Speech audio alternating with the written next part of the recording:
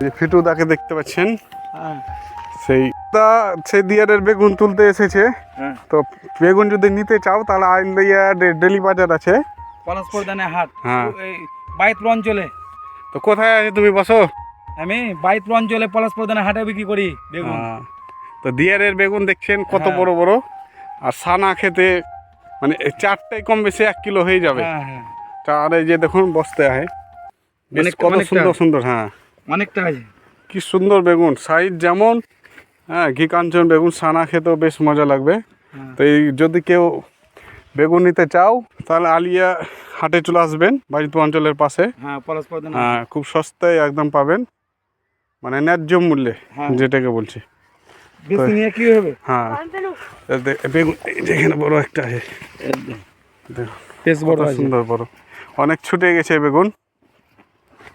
তুলে নাও এদিকে, হ্যাঁ এটা বেশ। এই যে দেখুন বেশ তো বাপ বেটা বেগুন তুলতে এসছে, খুব দামি দামি বেগুন, হ্যাঁ কিন্তু খুব সুলভ মূল্যে পাবে। দিয়ারের একদম সুস্বাদু, দিয়ারের বেগুন নাম শুনলেই সব নিয়ে নেয় এক ঝাঁকে, কথা বলতেই হয় না।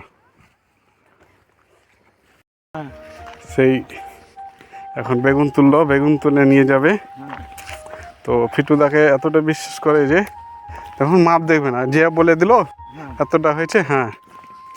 আর ফিটুদাও সততার সঙ্গে ব্যবসা করে, নাকি ফিটুদা? হ্যাঁ হ্যাঁ কি হবে পরে ধন দৌলত দেখে, হ্যাঁ যা খাচ্ছি ওই আলহামদুলিল্লাহ। আলহামদুলিল্লাহ। হ্যাঁ